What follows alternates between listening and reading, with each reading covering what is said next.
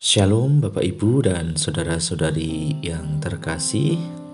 Kembali lagi berjumpa dengan Sabda Iman Katolik di hari Sabtu 2 Maret 2024. Hari biasa pekan kedua masa Prapaskah. Dan pada hari ini kita akan mendengarkan Sabda Tuhan dari Injil Lukas. Semoga Tuhan beserta kita sekarang dan selama-lamanya. Inilah Injil suci menurut Lukas. Dimuliakanlah Tuhan. Para pemungut cukai dan orang-orang berdosa biasa datang kepada Yesus untuk mendengarkan Dia. Maka bersungut-sungutlah orang-orang Farisi dan ahli-ahli Taurat, katanya, Ia menerima orang-orang berdosa dan makan bersama-sama dengan mereka.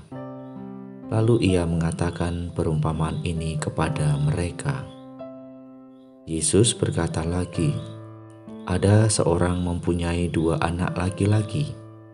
Kata yang bungsu kepada ayahnya, Bapa, berikanlah kepadaku bagian harta milik kita yang menjadi hakku.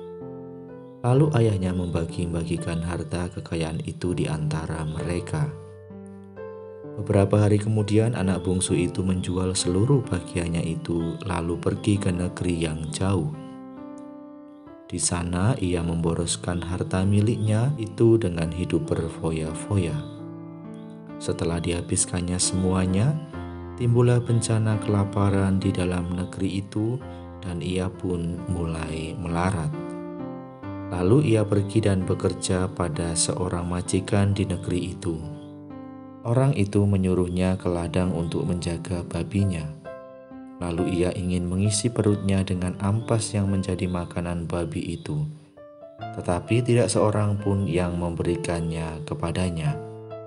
Lalu ia menyadari keadaannya, katanya, betapa banyaknya orang upahan Bapakku yang berlimpah-limpah makanannya. Tetapi aku di sini mati kelaparan. Aku akan bangkit dan pergi kepada Bapakku dan berkata kepadanya, Bapa, aku telah berdosa terhadap surga dan terhadap Bapa. Aku tidak layak lagi disebut anak Bapa. Jadikanlah aku sebagai salah seorang upahan Bapa. Maka bangkitlah ia dan pergi kepada bapaknya. Ketika ia masih jauh, ayahnya telah melihatnya, lalu tergeraklah hatinya oleh belas kasihan. Ayahnya itu berlari mendapatkan dia lalu merangkul dan mencium dia. Kata anak itu kepadanya, Bapa, aku telah berdosa terhadap surga dan terhadap Bapa. Aku tidak layak lagi disebut anak Bapa.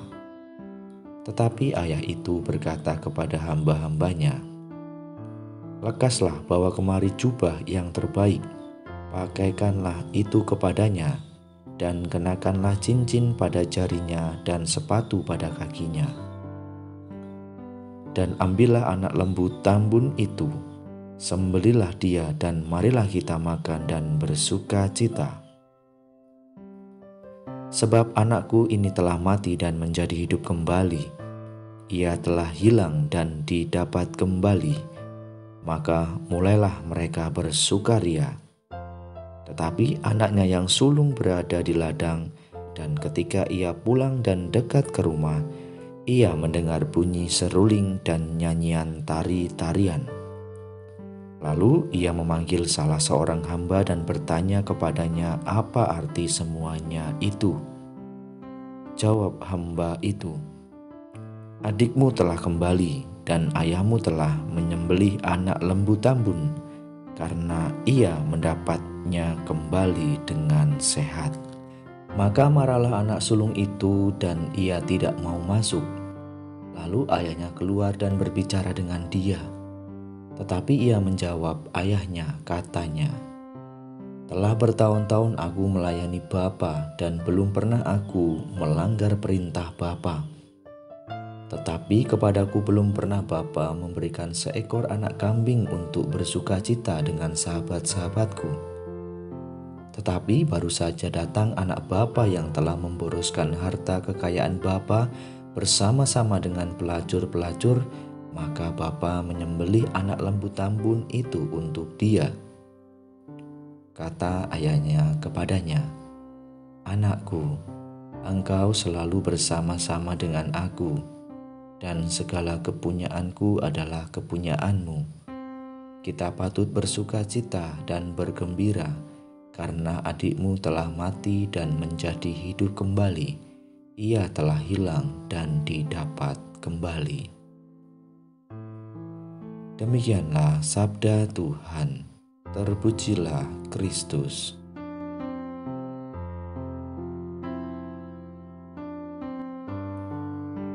Bapak, Ibu, dan saudara-saudari yang terkasih dalam Kristus, berjumpa kembali bersama dengan Sabda Iman Katolik.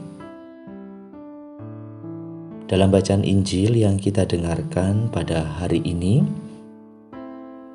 di mana bahwa Allah adalah Maha Rahim. Allah adalah Maha Pengasih dan Maha Pengampun. Dalam perumpamaan yang kita dengarkan pada hari ini, tentu saja tidak asing di telinga kita, bahkan sangat familiar, yaitu tentang perumpamaan anak yang hilang. Di mana dalam perumpamaan ini diceritakan tentang cinta dan belas kasih seorang bapa kepada anaknya. Jelas sekali bahwa dalam Injil mau mengatakan dan memperlihatkan kasih Allah Bapa yang begitu besar, yang selalu berusaha untuk mempertobatkan anaknya. Meskipun anak tersebut banyak berbuat dosa, Allah akan selalu sangat berkenan untuk mengampuni dan menerima kembali anaknya jika anak tersebut mau bertobat, mau kembali kepada bapaknya. Bapak, Ibu, dan saudara-saudari yang terkasih dalam Kristus, melalui wafat Yesus di kayu salib demi penebusan dosa umat manusia, di sini mau mengatakan bagaimana Allah ingin menunjukkan kasih-Nya yang begitu besar kepada umat manusia. Dan perlu kita sadari bahwa karena kasih-Nya, Allah tidak memaksa manusia untuk taat pada kehendak-Nya. Maka Allah juga memberikan kebebasan kepada kita, kepada umat manusia, dan juga tentu saja Allah juga memberikan akal budi. Hanya dalam kebebasan dan terang akal budi manusia dapat benar-benar menyadari kasih Allah.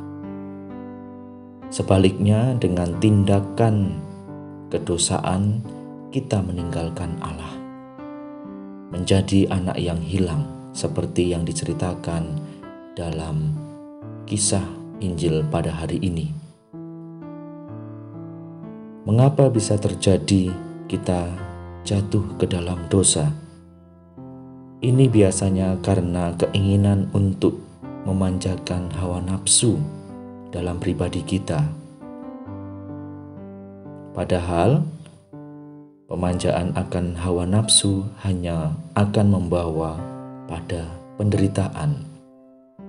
Dalam situasi seperti ini hanya ada jalan satu keluar, supaya kita tidak pada penderitaan, yaitu dengan sadar, dengan bebas, dan tentunya kembali kepada Allah.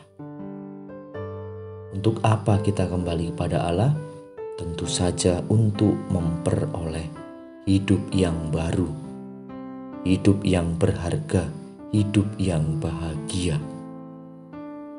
Bapak, Ibu, dan saudara-saudari yang terkasih dalam Kristus, Allah yang begitu baik telah mengampuni kita.